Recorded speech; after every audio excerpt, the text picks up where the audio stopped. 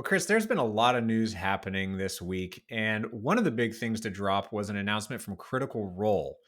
I understand you have a couple things you want to say about this. So, what is it that's really caught your attention? So, Critical Role is making an offer, and I thought it was fascinating how they made that offer. I'd like to break it down for everybody and show them how they can do it for themselves. Talking nerdy. We're just talking nerdy.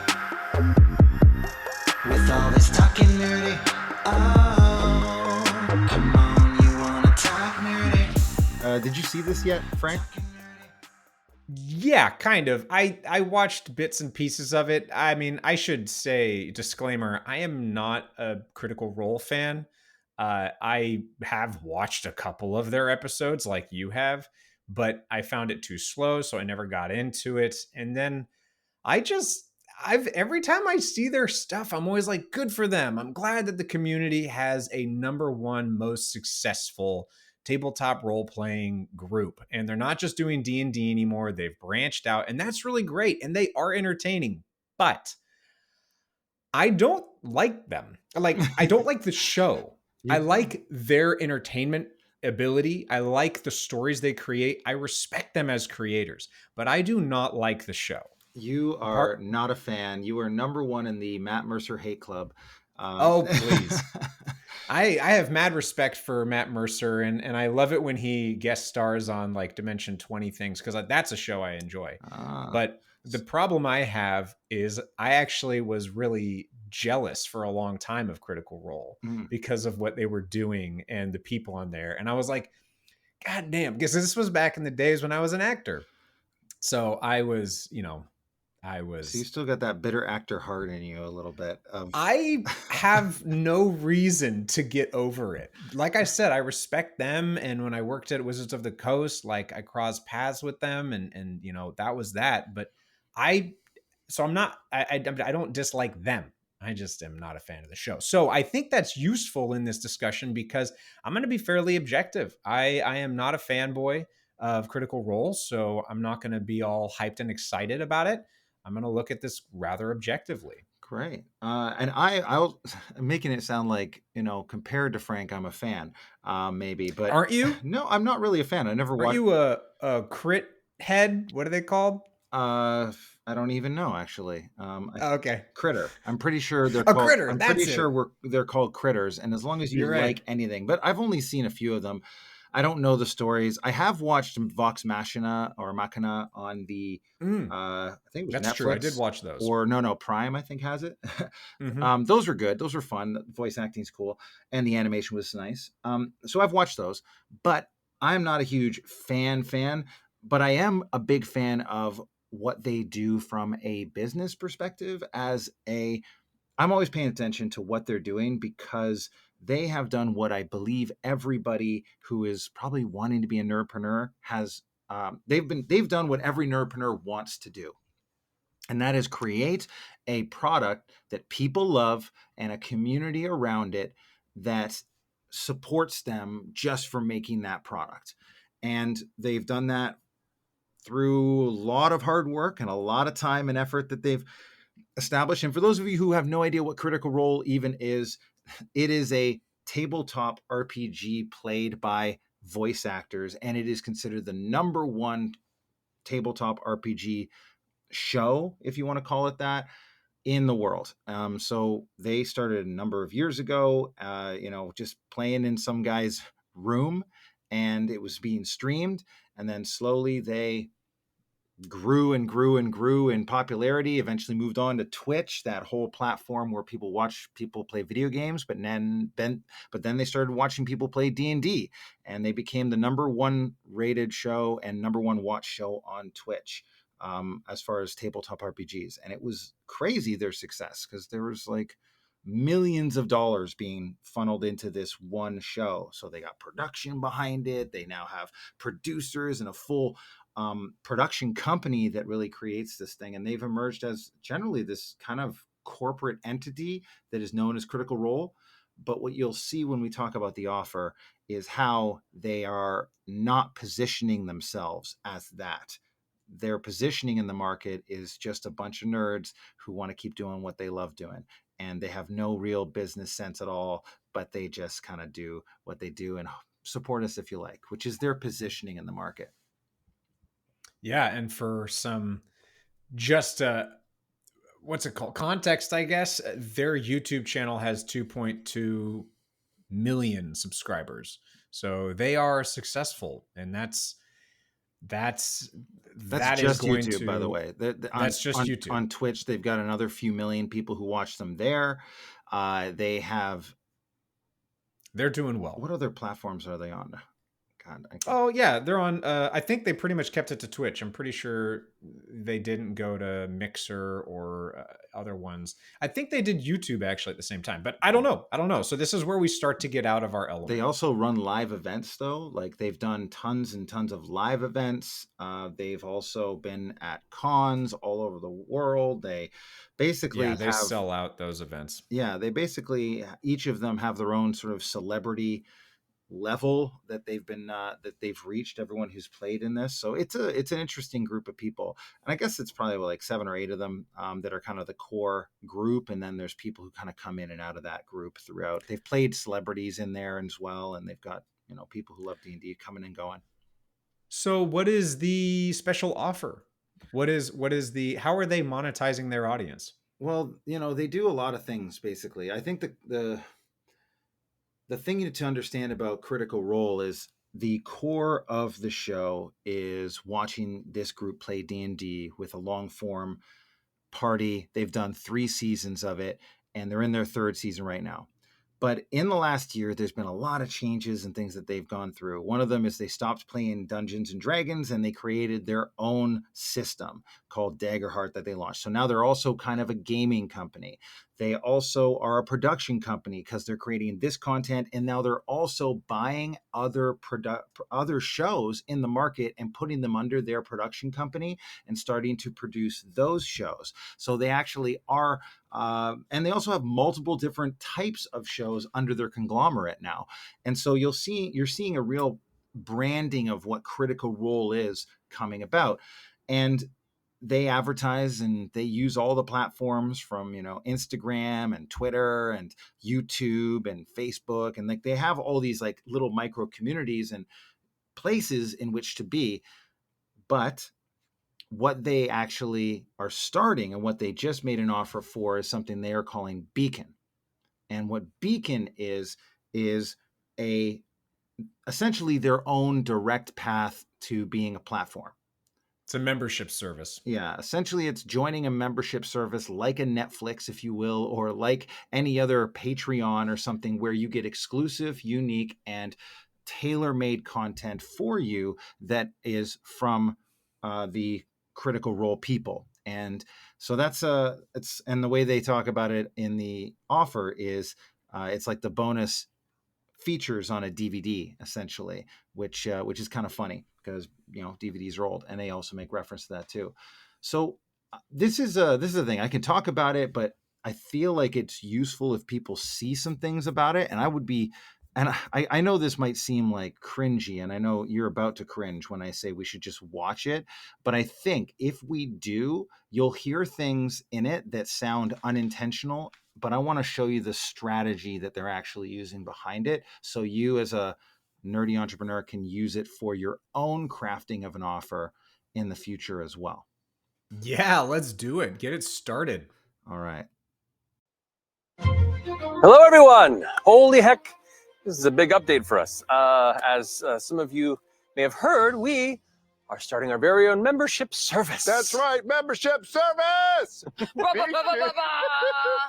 Beacon is finally here. Now, this is something that we have been working on for some time now, so we are super stoked that we are finally able to talk with you about it. Now, I'm sure many of you are asking, wait, what does this mean for us Twitch and YouTube subscribers? Just like that. In that voice. And the answer is nothing changes for those audiences on how you view our main shows. You will still be able to watch and listen freely with the same release schedule that it has always been for all these 9 going on 10 years.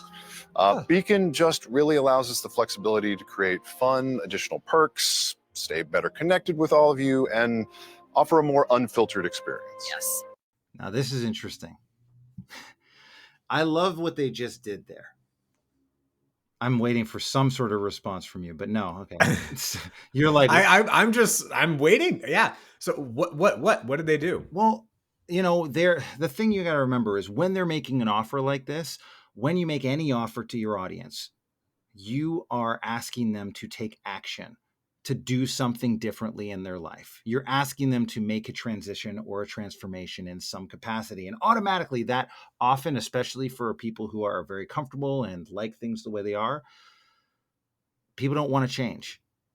And the first thing they do is let you know, if you don't want to change, you don't have to change. Nothing is going to change for you.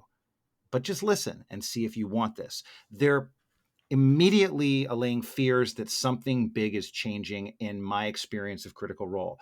And I want you to not take for granted that that's important if you have established some sort of relationship with your list or with your audience, that if you go in there trying to make an offer and you're like, everything's going to change, this is going to be epic, this is going to be awesome, and you're going to love it, all you got to do is pay me $10, all of a sudden you're going to lose some people just because you're asking them to have to change. And I just, already in the first minute, they're establishing that this is not about selling you anything, that it's really more about getting things to be better. That's what I mean by positioning. So you might think they're just being cute and they're being like their fun, relaxed selves because that's how they talk. But I want everybody to understand this was scripted highly intentionally in order to address every single one of these challenges and fears before they get into telling you how they're going to start making more money. Yeah, and just to double down on something, the fact that they are not changing their existing offer, the free product that they already provide is really important. And sometimes we see in other situations when people start to create a paid membership, and we're seeing this with platforms like Meta, X, and other big companies like that. They're saying, you know what, you want that feature? Well, we're putting it behind a paywall. Like, that pisses people off. Yeah. And that's not a good thing to do. Well, you can, and the thing is, the challenge with Facebook and Meta is they have a monopoly, right? So they can they have the luxury of being able to piss people off because there's really not many options for us if we don't want to use their services. We either are on Facebook or we're off Facebook, but there's definitely an impact if you're off Facebook or if you're not on Insta, right? Like, you don't get the benefits of all the things that they provide as a platform for, billions and billions of people. The difference with this is Critical Role have a micro community of ultra dedicated fans.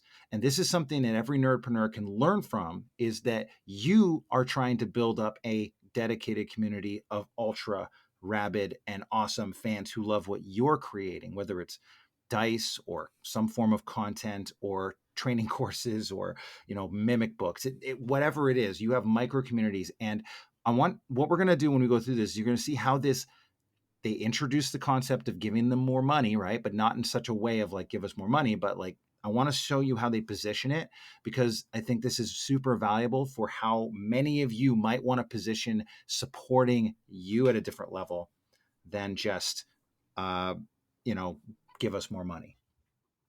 So let's talk about the next thing here. There are a ton of perks that Beacon members will receive, and we're going to get to all that. But I think it's actually important to start with the why of all of this. Like, why launch a membership service right now? Yeah, the TLDR is we kind of want to provide the best experience to you, our community. It was through your support that we were even allowed to go independent in the first place. Mm-hmm. And over time, that support allowed us to grow into quite a sizable company, employing some of the most talented creatives in this space. I mean, hell, we were in the very privileged position to continue paying our production team throughout the pandemic, even though we weren't filming. And we truly couldn't have done that without the support of the Critter community. Mm-hmm. Yeah, it's true. I mean, with every windfall that we get, we at CR purposefully reinvest back into the company so that we can make better content and really a better experience overall. Mm-hmm. Yeah. And that is where Beacon comes in. Okay, so interesting. Next up, right after their nothing's going to change, don't worry, let's allay all those fears, right?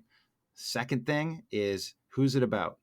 Oh, I heard it. I mean, it's about the support that they get, but I didn't think so much of the who it's about. I heard the why. That's what they're talking about right here. So I'm curious what you mean by who. They're talking, well, who is this whole thing about? It's not about us. It's not about our needs. It's not because our views are way down over the last year, which they are. It's not about the fact that a lot of our videos have gotten demonetized and our revenue streams are getting lower and lower, and we have the same amount of staff. That's not what they're saying, even though that's the reality, by the way. Like during Mhm. COVID, they had probably I want to say 2 to 3 times more engagement, more people watching. And you can Google this, you can find this out. There's all sorts of research on it, but their overall, and it's all public knowledge on Twitch, right? Like we know how many people are watching streams. It's easy for us to see. We know how much, people are getting paid. It's basically all dropped off since we're allowed to go outside again and have real events and COVID's gone. And also, there's some speculation of like, well, has this kind of waned and this is now the third season? Are we still into this as much as we were 2 years ago? And Do you so, know if it's about the pre-pandemic levels, like their views? Is it about pre-pandemic or is it well, less or more? that's tough to know the macro conditions. All I can say is there is a number of macro conditions. I mean, there's a lot more competition too, right? So Dimension 20 is crushing it, right? Like we got number one Dimension 20 fan right here, Frank, who doesn't like Critical Role. So he's not going to watch Critical Role. He's going to watch Dimension 20, who really 2 years ago was just sort of getting on the scene in the same level, like they've been doing it, but it wasn't the same. And by the way, another on caveat on this is Dimension 20 is also signed with Dropout TV, which is College Mhm. Humor's streaming service. So they Well, that's have, where they started. yeah, well, and that's what I'm saying. They have this whole production company way bigger behind them than what Critical Role has, which is a little independent company. So keeping that in mind too, like they're battling at the pinnacle against other fairly large, huge things. Plus, Baldur's Gate's out. So maybe that's affecting how many people actually want to watch this too, right? Like there's so many macro conditions. It could be the quality's down. Maybe people just don't like it as much. Maybe they're burned out on Mercer. I don't know. I don't watch Critical Role. I could be any macro conditions. All I'm saying is, what did they say? It's not about us. It's about you. The people who have supported us, the people who are here and love us. We're talking direct. Who are they talking to is something you got to be thinking about when we watch an offer. Who are they talking to? They're not talking to everyone. They're talking to their diehard fans. If you have 1 million people that are supporting you or watching your show, there's probably 100,000 maybe that are like really big fans, and then you've got like in that 10,000 that are like diehard fans and will buy everything you ever do. And Yeah, so, if you're lucky. well, maybe. I'm just saying, like, what I'm saying is it's pyramidal that way, right? Like, Mhm. Yeah. the more support you get, you have like out of 100 people who follow your content, maybe one of them will buy something from you, right? If we're lucky. So that's the percentages, and that's where when you hear this, I want you to think about who are they talking to? It's the person that is that diehard fan who has continued to buy their stuff, continued to support them through the pandemic, and it's not just them needing more money. It's really about this whole operation that you guys helped grow. And this is about you. It's about you. We're doing this for you. We're not doing this for us. We're doing this for our clients and for the people who listen and watch us and made this show what it is. It's just a really powerful acknowledgement at the beginning. And I think that you gotta realize like that's something some people also screw up if you're doing an offer, because you'll make it about me or about what I need, what I want, where I'm going, and you can't do that with an offer. You got to make it about your people. I think there's also the trap for companies. They think, what do we want to offer Mm-hmm. instead of what does our audience want us to offer? I Mm-hmm. find in some other situations that I've seen, it's like, that's not of any interest to me. Like, I like your products, but I'm just not interested in supporting this. These perks have no interest to me. And you can tell it came from like the C suite. They're like, these are really good ideas. We should definitely offer these as a value add. Yeah, exactly. and And how it's not actually value add. And sometimes, yeah, they don't actually know what their audience wants, or they're not considering what it is that they want. They just see what other people are offering and saying, "Oh, well, we got to do that to stay up with the content," or right, or stay. They're like looking. It's like approaching this as if like, well, Dimension 20 is doing this, so we got to do this, like. But I don't think that's always the right solution. You got to think and put yourself in the minds of who are you speaking to with an offer.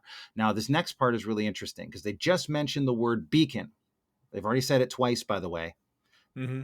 You're going to hear this is a theme throughout the whole thing. They want you to remember this word. All right, I'm going to play the next bit because I think it's really funny. Okay. Yeah, absolutely. Oh wait, no, not yet. We're not there yet. We're not there yet. Sorry, Kyle. What? Thank Sorry, buddy. you. Yeah. Sorry. Over the years. Okay, what just happened there?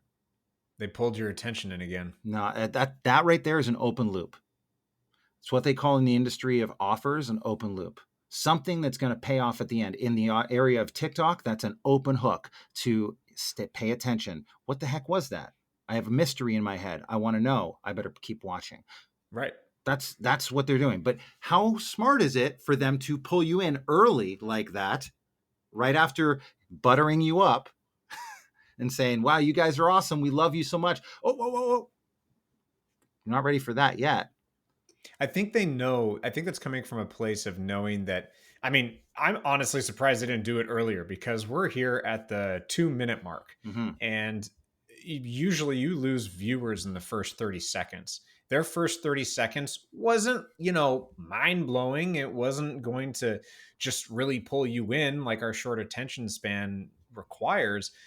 But I think they know their audience well enough, and their audience is patient. After all, their Watching games 4 hours, take forever. So they're used to a patient audience that is probably going to wait up to 2 minutes, but maybe not more than that on an update like this. So I think it was well timed. My guess is this is about where Frank, who's not a Critical Role fan, turned off. Because I did. I actually turned off after the first, or within the first minute, because I was like, great, cool, I get it. All good. Yeah. And I went to the website. Exactly. And so this is the thing. They're not talking to you because you're not going to support them in this way, but they're looking for that diehard fan, the 1 in 1,000 that's going to spend the money to actually go to this. And that's what the point of this whole thing is, talking directly to who they want. So there's a bunch of people, they probably lost the minute and then a 2-minute mark. But then these people that they're talking to, they're hooking them. I mean, and this is not unethical. This is very smart. And it's also about value add. So these people are going to love what they get, I'm sure. But I want people to understand, when you make an offer, that's what you got to do. You're not trying to get everyone. You're trying to get the right ones. It has become a huge priority for us to bring more and more of our business in-house. Mm-hmm. And it's no secret that video platforms have, let's just say they've been through their ups and downs Nice way to here say it. recently. Yeah. Yeah, that's fine, right? It's not uncommon for our content to get demonetized because we all have the vocabulary of teenage sailors. Or on the extreme other end of the spectrum, we'll sometimes have ads run in front of our content that don't really vibe with our beliefs. Yep. That's not cool. And in full transparency, early on in this discussion, we asked ourselves, why not just use a service like Patreon, right? But that would still mean relying on another outside company, which isn't great for us, and it's not a direct line between us and you, our audience. Correct. And that is where Beacon comes in. Okay. So third time they say Beacon, which is great. So you can see they're continuing to create this story around this thing that's the solution to all your problems. But what did they just do there? Step 2 of the sale. Step 1 was build rapport, which is what they just did in the first little bit. Step 2 is create a need. If you're looking for the need, why the heck are we changing anything, Critical Role? Why are you doing this? Why are you messing with my potential comfort here? Well, they just gave us some real reasons. And the reasons are things get demonetized. There's a noble, we don't have control over the ads that are in front of us, and we don't like to not have that control, and we only want to support things that we support, and we know you care about that too. So that's a thing. And anyone who basically in their minds takes a cut of the money out, like a Patreon or anything like that, is essentially an intermediary between us and you. We want direct communication with our audience and with you direct fans, you awesome people who are, we want to talk to our best clients. That's the positioning of this. And so creating a need. right off the bat, so they can lead you down the path of value and sale. Yeah, I think that is really interesting. They're also doing a good job of pulling empathy from the audience, and a sense of compassion, which I think is something that I really appreciate in marketing and messaging, is when there's a story to it.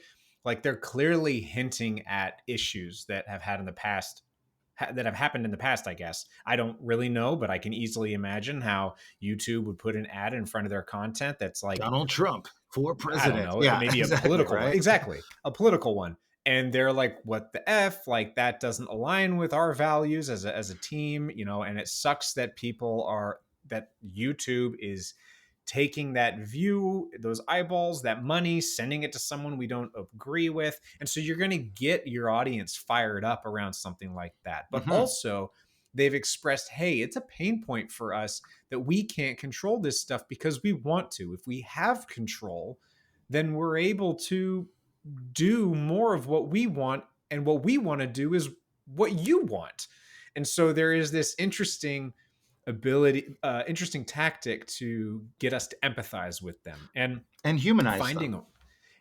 Humanizes them. Yeah. It says, hey, we're on the same side with you. Yeah, we're on the same side of the table. That's where they're selling from.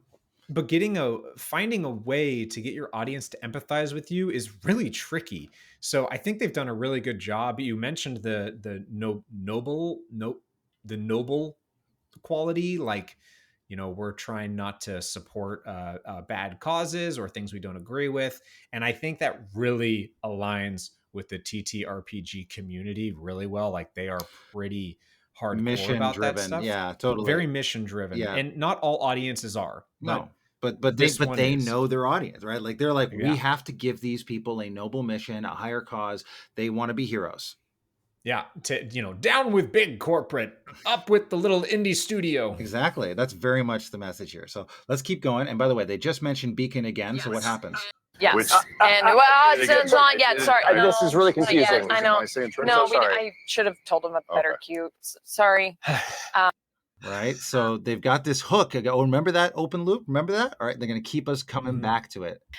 When thinking about what we wanted Beacon to be, we really wanted it to be like a one-stop shop for all things Critical Role. Yeah. So in that way, it truly is kind of our digital Critical Role land. So you will get to unlock things like merch discounts, private Beacon Discord, live event pre-sales, as well as early access to content like the Critical Role podcast, which we haven't done before, and some bonus exclusive content like CR Cooldown, for example, which is really just a peek into our reactions as soon as the game ends and Matt signs off, and we're all like, what the hell did you do to us? Yeah, think of it kind of like the bonus features of a DVD. Yeah. Remember DVDs? You remember any? No? Okay. No. But we are really excited about the private Discord as well, because as things continue to grow and evolve and we add things, we want to make sure that we have a hub for our community that we are able to engage with on a more personal level, right? So when we do things like our fireside chats, we'll be able. So I want to pause here before we get into the community aspect, because that's a whole separate thing. But step 3 of every sale is build value. Right there. Like right after they created the need, what did they go into? Building the value. Here's what's in it for you. You got to tune people into their favorite radio station, WIIFM. What's in it for me? Okay. And that, nice. Do people still listen to radio? I don't know. I've never heard that one. That was good. But I'll tell you, WIIFM, that is what people care about. And so what was in it for them? Like discounts, pre-sales, exclusive content, like early access. Everything they're saying is that's what we call in the industry a value stack. All right. Boom, boom, boom, boom, boom. So that you're like, well, that sounds pretty cool. Those are all things I would want if I am a person who loves Critical Role. Now, that goes back to the original thing we talked about, Frank, where people were like, what do I want to sell instead of what will people want for me to sell? right? Yeah, finding what they really actually want to pay for. Yeah, exactly. So they actually would have started with the concept of like, all right, this is probably how much we want to charge and how much we need to make and what percentage of people we want to be enrolled into this so we can keep going at the level and continue growing, right? So if we know that we need to get this many people in, we need to charge this much, what would make people want to spend that and stay in for this long? And that's how they craft the offer. $6 is what they're asking per month and 60 per year. Yeah. But they are not the only ones to go with the $6 model. I actually find it's pretty common. I think there's some psychological research behind like, well, $5 isn't bad, but also $6 is really just $1 more than $5. And people realize that. And I think, like you said, it's okay. We need to get a certain amount of money. How much can we get based on the size of our projected audience? Now, how do we convince, like, what are the things? I think it's a really nice way that you said it. What do we need to offer in order to get the dollar amount that we know we need? Yeah. And that's honestly not a way I've normally thought about it. Yeah. There's two ways that you can go. And the benefit of what they have is they have a wide audience, right? And by wide, I mean they have a lot of people. They have a huge audience. Now, many of our creators, you don't, not compared to Critical Role. Like you have a small micro audience. And so for you to go out there and charge $6 for your membership site, for example, doesn't really work because you would need thousands and thousands of people to justify your business on a month-to-month basis, $6 a month. For them, $6 a month, they can go wide, and they also are paying a lot more people, so they need tens of thousands of people doing this every month just to function, right? So to keep in mind here, like they have the benefit of a large and wide audience, and that's why when you do a large, wide audience, you start with a small dollar offer like this just to get people into your community, identify those people willing to spend money, and then they'll upsell you on the back end, or people will be upsold into what level they're comfortable of spending down the road, which could be in the mind. That's why they also have already hinted at this is just the beginning. Why are they saying that? Because they know down the road you're going to be able to pay premiums on the inside to do meet and greets or private events or, I don't know, do any other number of high ticket, high value offer where you get exclusive things for spending that extra money. And I'll tell you, this is a model that I keep seeing, not just here, but really blowing up in the music industry right now. Like there's tons of independent artists that are taking this sort of model, and they don't have tens of thousands of people. What they have is a micro community of people who love their music. And so what they do is they'll do like, oh, I'll come out and sing at your birthday party for $5,000, for example, right? Or I'll come out and perform for this specific amount. Or there's a guy I was listening to a podcast who does like, I'm going to create ayahuasca ceremony experiences where I do that with them, and we all go through with the music and create something together. And that's a high value. He runs that 2-3 times a year, $10,000 a pop. Boom. You've got $30,000-$40,000 coming in just from like 4 or 5 clients, right? So you got to remember, like, that's how a lot of these people, if you're a nerdpreneur and you've got that small micro community, you got to think about it like that. Not necessarily as like, well, I'm going to charge $6. Maybe that's just the entry point in, and you're going to find those high flying buyers down the road that actually want to pay you more. Something else that they said here that I really wanted to touch on was they're now getting into the community aspect, but before they even start to, they warmed into this idea of more opportunities to watch us being unfiltered. What did they call it? Like the cool down? Yeah, the immediate talks. reactions post show. Yeah. It's like you're in the room with us. And the fireside chats, and so they know that their audience really likes connecting with them. Yes. And seeing them, because they understand that they've all created brands around themselves, and people want to essentially meet their idols. Yeah. Right. And so they're not only saying, hey, there's a chance for you to connect with us, but there's also a Discord, so there's a chance to connect even more with us, get like closer to us. And it's that for those people that want that, I think that's a really clever way of saying, you know what? They call that out just now. He was calling out, let's you can engage with us on Discord. Mm-hmm. I thought that was really they're yeah, like you said, they're doing really clever stuff here. Yeah. And then I want to get into the community thing because there's more on this, because this is the whole other community is important to almost any offer as well, especially one where you already have a big community like this. So let's talk about that. Be able to pull questions directly from the Discord server, which honestly is going to be a lot more manageable for us than just. There's so much chat. Yeah. And we would like to point out that this is just the beginning of what we want to do with this membership service. We have a ton of things in mind, so many ideas that we want to add to Beacon over time and continue to beef it up. But, you got to start somewhere or else this thing would never come out. Yeah. So stay tuned and be patient with us as we continue to improve it as we go along. Mm-hmm. And of course, with that said, Beacon will be the most direct way that you can support us and everything we do here at Critical Role Land, and not have a portion of your hard-earned subscription dollars going to a massive third-party corporation. Yeah.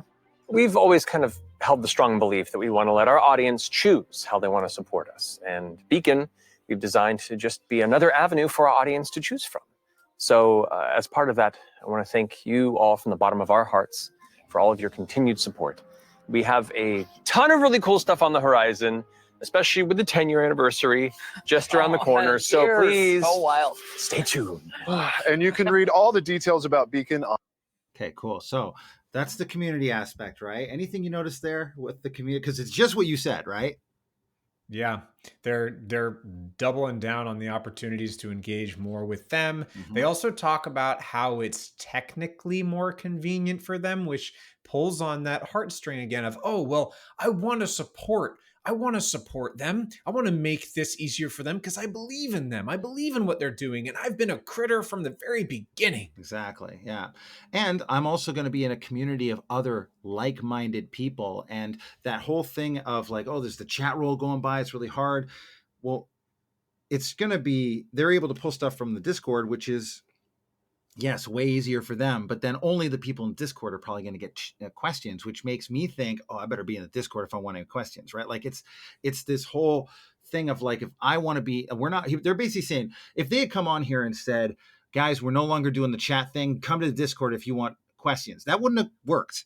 Do you know what I mean? Yeah. Like it doesn't work. It's too much for us, guys. We've got to just we're only taking questions we're taking something away from you, but that's not what they're saying. We're saying, hey, this is just going to be easier for us. The Discord, it's better for everybody. And it's like positioning it as you better be in here if you want your questions answered, because this is where the real critters hang out. Exactly. And they also, another advantage to this system of Discord that is just clever. And if anyone listening is exploring a similar model, this creates a barrier for trolls. Because people who watch Critical Role or other shows or whatnot, they probably watch it for free, and you get a lot of people who show up since they don't have to pay, and they just spew some hate. But in this case, you never do that, right, Frank?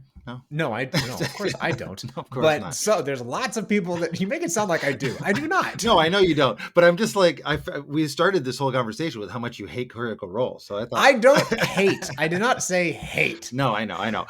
But there is jealousy, and I'm especially jealous now that they're doing so well. Okay. But as far as like that barrier that is created, it's going to keep people out because a hater is not going to give money to Critical Role. And if a hater is so fueled with hatred that they want to pay so they can get into the Discord and be a hater, Critical Role still wins. Yeah. Because they're getting their money. Exactly.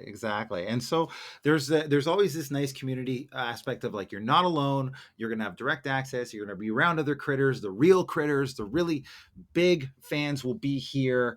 And then they kept on talking about how much there is on the horizon. So you don't even know. This leaves it open that, there's a mystery. It's like, wow, what else could be added? I really want it. And most of those things, whatever they wind up being, it gives them the opportunity to drop things in and take things out and shift it. So the offer itself is fairly fluid, which I will tell you, in the rules of offers, is usually not the way you want to go. Usually with an offer, people want to know exactly what it is they're paying for and exactly what they're getting, and they don't want it to be different when they change. But the difference I think that's really interesting here is they're opening it up to being like, hey, be patient with us. This is all new. We don't really know what we're doing. They know what they're doing. They've got this plan. They're smart business people. We're seeing that in the structure of this. But I want everybody to understand that, like, I love that they are making it fluid as an offer. And I think that's a new trend in these sort of small ticket offers where you're only asking for $6 or $10 or something like that. And they're willing to part with, say, $50 to see where this goes. Like, it's not a high ticket. Now, if it's a high ticket offer, you've got to be real clear on what they're spending. Like, if this was $10,000, they wouldn't be able to get away with that. They would have to have exactly what it is that they're offering. But because it's a low ticket, it's just we're testing this out. We're not asking for much. So, don't expect crazy awesome yet. They're lowering expectations, which is smart because it's only going to be $6. So it's probably not going to be that great right off the bat, comparative. And then they're going to slowly work it out over the course of time, figuring out what these micro communities really want and really are willing to stay for, and that's what they'll invest more time and energy and money in. Now, I'm going to disagree with you on something because I'm not sure. I think you may be giving these business people a little too much credit. I actually don't think they know what is going to work. I think they know some things that will land, like additional exclusive content. Of course, that is going to work because I don't know for certain, but I could almost say I know for certain that they have been getting feedback of, we want more content, more content. Yeah. Anyway, the thing that I disagree on is I don't think they actually know what else is going to work, which is why they want to say, stay with us, bear with us, because I think that actually online memberships, sure, we can go back and say Netflix, the Netflix model, as it's called sometimes, that is where it started. So we have all that data from probably about 20 years ago, but actually, yeah, almost exactly 20 years ago. But I don't think there's a lot of good data on what online memberships, there's a lot of rules in marketing, a lot of known laws about like marketing and sales, but there's not as much when it comes to online memberships. So I don't think they really know what is going to resonate. And I would be surprised if they had a solid plan where they looked at and they said, this is where we need to go. It's going to work. I would bet they're saying this because the online community is ruthless. And so are nerds, especially around like, hey, I want this, I don't want this, and I want it now. So I agree. I don't think that they have a hard and fast. I think they do have a plan, though. Like they've already planted an open loop for their 10th anniversary thing. That's going to be a big thing, whatever that is. We don't know what it is, but that's going to be big. So they do have plans in place that are going to be big so that when they join, there's something that creates an epic experience for them when they join. So I guarantee you they have that in place. They have some of those things planned. And I bet you they have some higher level experiences that people will be willing or able to pay for down the road as well, that they're thinking of rolling out with proper launches with this micro community. But are they keeping the doors open to be agile and shift things based on community feedback? Absolutely, of course. And so that's why it's a low ticket offer to kind of get people in, but they are expecting that this will be a start of a conversation with their ultra fans, right? And that's really the power of this offer. I think it's a really great way for them to start to monetize their audience and see how much money really is there. I think they've got a good idea, but it's all been through third parties, like they've said. And so when somebody is trying to monetize an existing audience, it's usually harder to figure that out because you don't have as much data as a crew like Critical Role, especially if, say, you're selling a physical product. You get you could look at the data and say, okay, I sell these products, I sell this many per month. I can know that there is this much money in it. So you can kind of figure out that based on the number of sales, your demand. You could do that, sure. And then you could say, well, maybe 10% of those sales would actually be interested in a membership. Well, first, I need to figure out how to boost that by figuring out the kind of value adds that I can give them in a membership. Like maybe they get early access to my handmade products.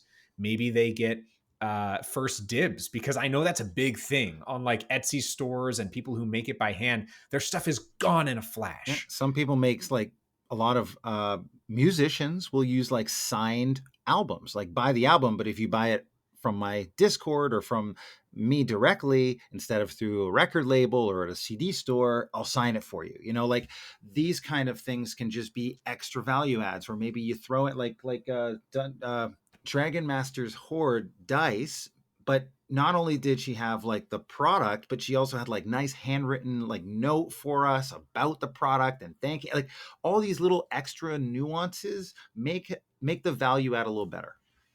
And I think there's a dangerous trap here too, as we talk about this of we mentioned this a moment ago, of creating value adds that you think your audience wants. And one example that popped into my mind is, say you are you you're a storyteller, you create content that people can pay for on like drive through TTRPG or drive through RPG.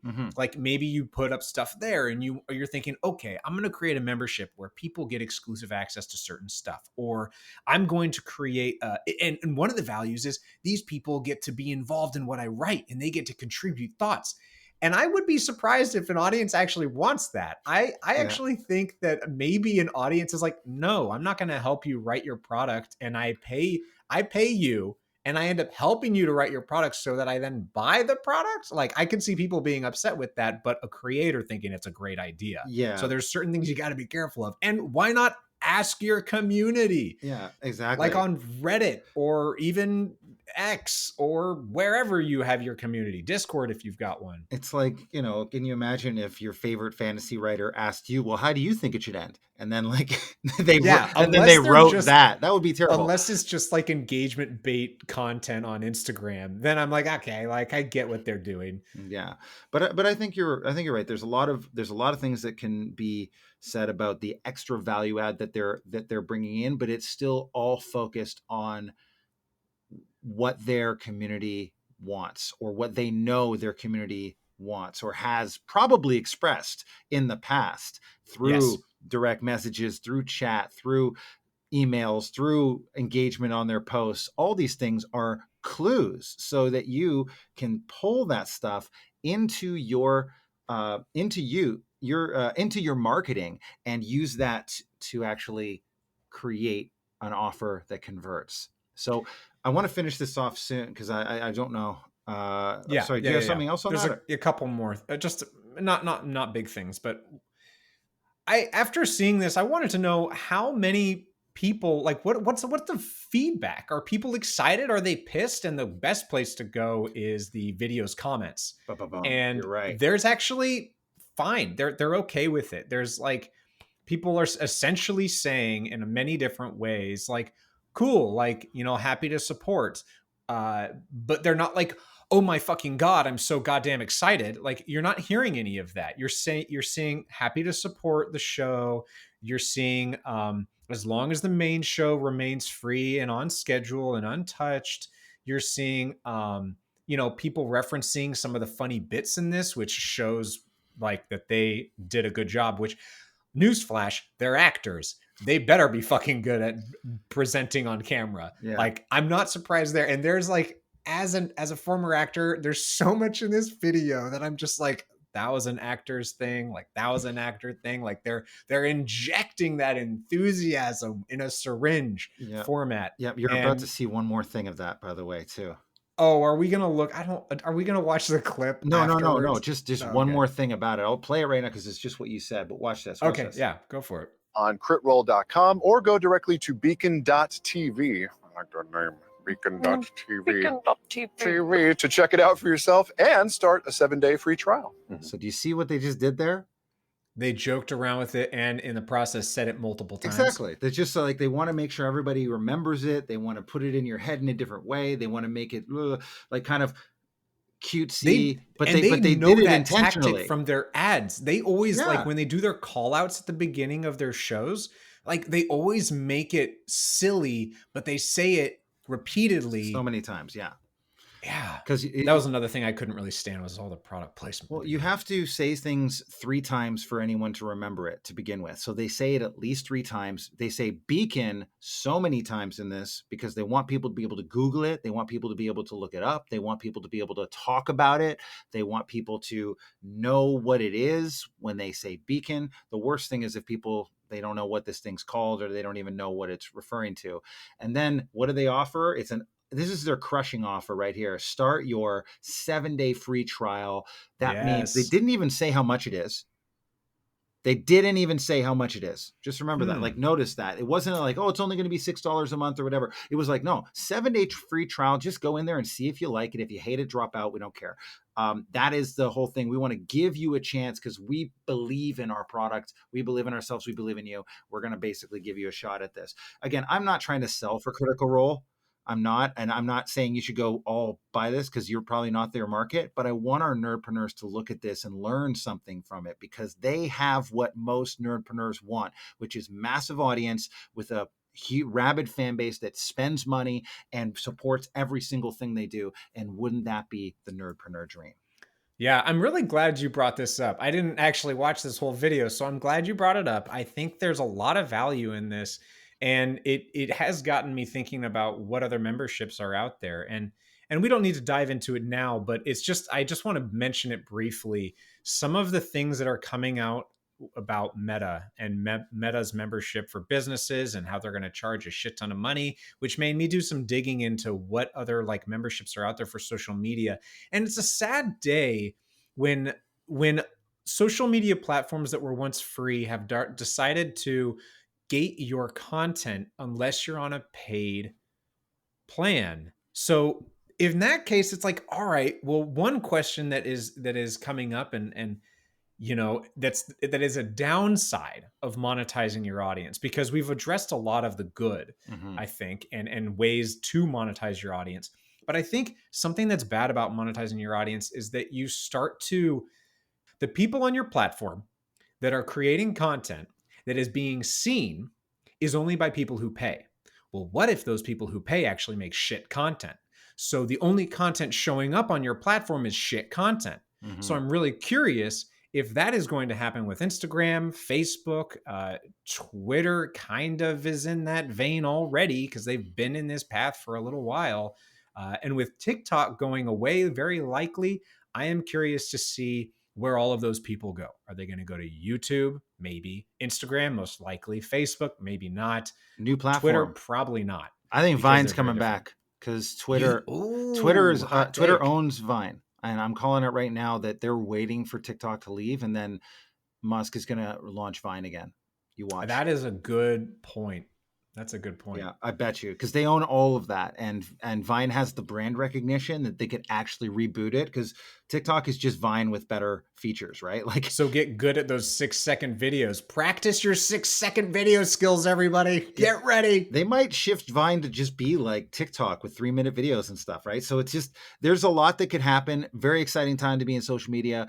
I want to just finish this off and see if there is anything else I want to comment on. I'm not going to go through the last 2 minutes because you can watch that all over social media if you want, but I want to see if they say anything else. Now, with all of that being said, I think it's finally time for the moment you've all been waiting for, the moment that Kyle has been waiting for. Let's do the unveiling of Beacon. Bring it out, Kyle. Woo! Kyle, what is this? It's the Beacon? No. I meant like the website. You wanted me to wheel out a website? Yeah, I don't know. Put it like on a monitor or like a poster board. Would you even done it? But I mean, what if you just turn it on? on? Well, no, this is very volatile.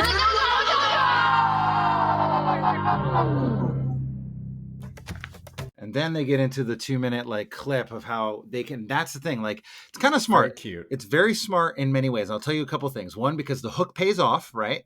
The hook pays off from the very, very beginning. Now we get to find out what it is. it's cute, whatever. It's very Critical Role-y, but then we're sucked into an ad and we want to pay attention to what the heck is this? Because they've spent the whole time basically getting us to this, which is their sales video.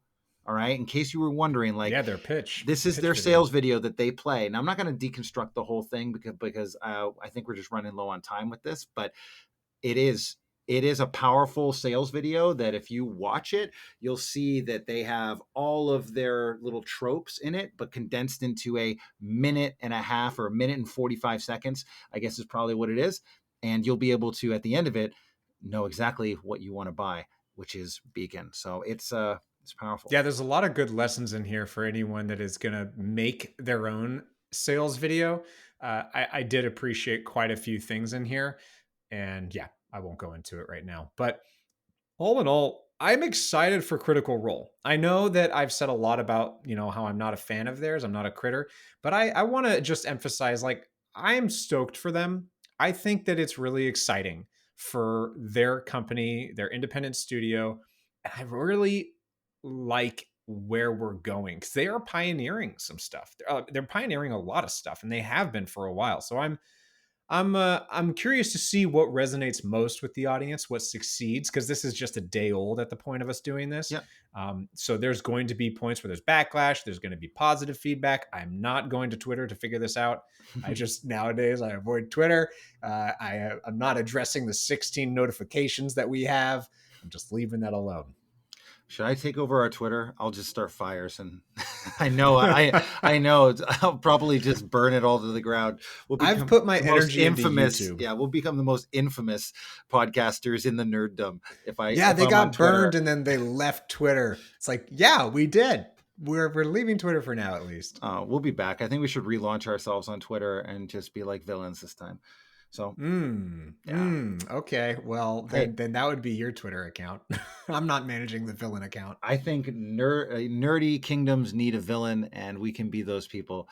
I'll say, I think there are a lot of people out there that do kind of treat business and, making money with your nerdy passion is kind of a villainous thing to do. It's weird, but I think there's a large part of people that feel bad about creators trying to survive or thrive doing the thing they love. And we're kind of in the opposite opinion. We think that there's real science and tools and techniques and strategies that people are using to be successful in those markets and be able to turn their nerdy passion into a real business.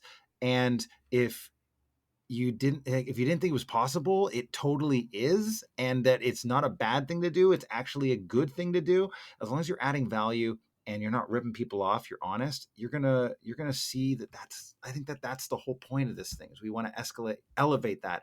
And to me, it's not a villainous thing to do, but I think to a lot of people out there, they might think about that as just, it's evil and it's capitalist, and that's just their baseline. And it's like, that's not right. And having a side hustle is an important contingency plan, because right now we're in an employee market where if you're unhappy, you don't have to say anything. You can just quit and you'll get a new job.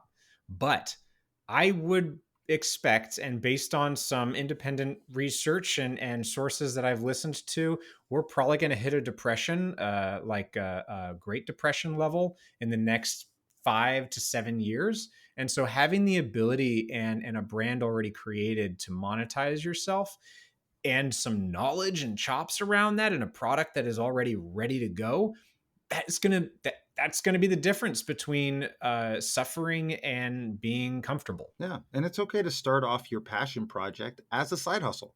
You don't have to go all in right off the bat. You can be an employee, you can work and have some of that security, but you don't only want to have that because you're not really secure in a job. We know that people get laid off, or Wizard decides to downsize, or macro conditions change, or weather conditions change and whole industries vanish. There's a whole lot of things, like TikTok could go away, all these macro conditions happen, which is why, as a nerdpreneur, even if you just start off as a side hustle, you're gonna insulate yourself to some extent, creating less fear-based decision-making in your life. And when you're making decisions from a place of security and confidence versus fear and scarcity, you're going to make a lot better decisions for your life and live a lot happier in the end. there's a lot of people we've interviewed that, and I won't go into them, but there's a lot of people we've interviewed that have done that route, exactly what you're talking about. And I encourage, if anyone's listening to this that hasn't heard our interviews, like there are a lot of them that are really good stories about people leaving behind, like starting something while they had a job. Like Suity Fiddle is a great interview on that note, about someone who started something as a side hustle, turned it into a full-time job eventually once it took off. And even Only Crits, they had a similar story along those lines of starting it somewhere and turning it into a full-time job. And other people like T and Creatures Who Craft, like they still do a main job. They're in that phase before they become fully nerdpreneurs. So I encourage a listener to go and check out those interviews, because you can start anywhere and you can be anywhere in the process. And it's just good to get started. Yeah, you don't have to be the Devin who like goes to, venture partner investors and, gets hundreds of thousands of dollars to start playing games. Like that is a route to go. And we did interview him too. So check that one out if that's the route you want to go and go all in on your idea. It is a route and people do it. But I will say it's not always the route. And most of the people that we know that we're interviewing are just like you. They got started. They began something not knowing how to do it or what they were doing, and they fumbled through and slowly until they got someone to buy something, and then they built a community, and now they have this thing that's going, and it's and they're nerdpreneurs. You don't have to know what you're doing before you go out there and do it. You just have to start doing it. Yeah, we all start somewhere. Well, thanks for bringing this up, Chris. I thought this was a really great topic. Awesome. Yeah, thank you. I thought it might be valuable for us, and hope everybody listening got something out of it too. But thanks again for listening, everybody. And as always, keep it nerdy. Hey, Nerdpreneurs, one more thing before you go. First, I wanted to thank you for all the support that you've been giving the show. We've had a whole lot of new reviews because of the last episode, and because so many of you came through, our ratings have grown. Stick around to the end because I want to let you know where our current rating is at. The bigger our rating gets, the bigger our guests can get. We're all in this together, and you guys are awesome. You're keeping this content ad-free. We don't run ads on this thing. All we actually do is ask for a little support from our biggest fans. And if you are one of those people, we want to talk to you directly. We want to have a direct line of communication. There is a way for all of you to get that. If you go to patreon.com/nerdpreneur, that's NERDPRENEUR. I can't believe I just spelled that. Holy crap. Nerdpreneur at the end of patreon.com, all right? When you go there, you can actually join what we call the Awesome Nerdpreneur Board. Awesome Nerdpreneur Board! See, by being part of our board, that means you get to have some say in the direction of the podcast. Not only will you hear about interviews releasing early, you'll get direct line communication with us, ask us questions, business related or otherwise. You'll also be able to submit ideas for future Nerdpreneur guests and questions that we ask them. So that's pretty cool. Plus, we're all about wanting to connect other nerdy entrepreneurs with each other, so you'd be joining a community of other like-minded people trying to build their passion into a business. So if that sounds interesting to you, head on down to patreon.com and become a member of our awesome Nerdpreneur board. And as promised, our rating right now on Apple Podcasts is 3.2, and on Spotify is a 4.1. Let's keep building that up. Thanks a lot for listening, and as always, keep it nerdy.